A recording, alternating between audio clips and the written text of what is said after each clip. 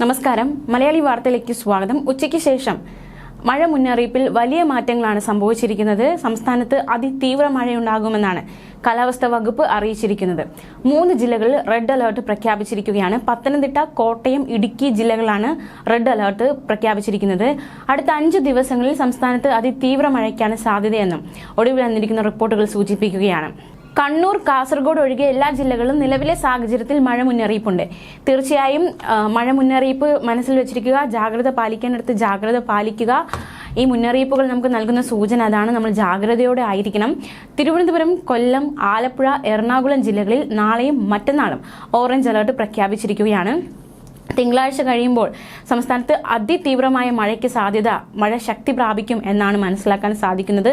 വേനൽ മഴ തീവ്രമാകുകയാണ്. മാത്രമല്ല ഈ മാസം അവസാനത്തോടെ കാലവർഷവും എത്തും. ചൊവ്വാഴ്ച ഒരു ജില്ലയിലും ഓറഞ്ച് അലർട്ട് പ്രഖ്യാപിച്ചിട്ടില്ല. എന്നാൽ തിരുവനന്തപുരം മുതൽ പാലക്കാട് വരെയുള്ള ജില്ലകളിൽ അന്ന് ഓറഞ്ച് അലർട്ട് പ്രഖ്യാപിക്കാൻ സാധ്യതയുണ്ട്. 5 ദിവസത്തേക്കാണ് അതിതീവ്ര മഴയ്ക്കുള്ള മുന്നറിയിപ്പ് ഇപ്പോൾ വന്നിരിക്കുന്നത്. മഴയ്ക്കൊപ്പം തന്നെ ശക്തമായ കാറ്റ്, മിന്നൽ, മണ്ണിടിച്ചിൽ, ഉരുൾപൊട്ടൽ എല്ലാ സാധ്യതകളും നിലനിൽക്കുന്നുണ്ട്. അതിനാൽ ഇക്കാര്യങ്ങളിലെല്ലാം അതീവ ജാഗ്രത വേണമെന്നാണ് മുന്നറിയിപ്പ്. ഉയർന്ന തിരമാല ജാഗ്രത നിർദ്ദേശമുണ്ട്. ഇന്ന് രാത്രി 11:30 വരെ 0.4 മുതൽ 1.2 മീറ്റർ വരെ ഉയർന്ന തിരമാലയ്ക്കും കടൽ ആക്രമണത്തിനും സാധ്യതയുണ്ടെന്നും ആയതിന്റെ വേഗത സെക്കൻഡിൽ 16 സെന്റിമീറ്ററിനും 48 സെന്റിമീറ്ററിനും ഇടയിൽ മാറി വരാൻ സാധ്യതയുണ്ടെന്നും ദേശീയ സമുദ്രസ്ഥിതി പഠന ഗവേഷണ കേന്ദ്രം അറിയിച്ചു.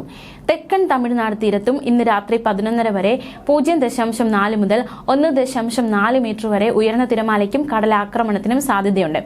ആയതിന്റെ വേഗത സെക്കൻഡിൽ 16 സെന്റിമീറ്ററിനും 54 സെന്റിമീറ്ററിനും ഇടയിൽ മാറി വരുവാൻ സാധ്യതയുണ്ടെന്നും ദേശീയ സമുദ്രസ്ഥിതി പഠന ഗവേഷണ കേന്ദ്രം അറിയിച്ചു.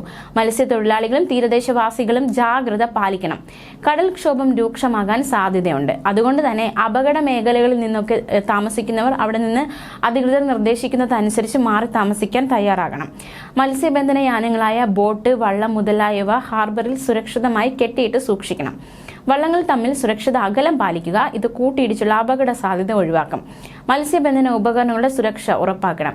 ബീച്ചിലേക്കുള്ള യാത്രകളും കടലിൽ ഇറങ്ങിയുള്ള വിനോദങ്ങളും പൂർണ്ണമായും ഒഴിവാക്കണം.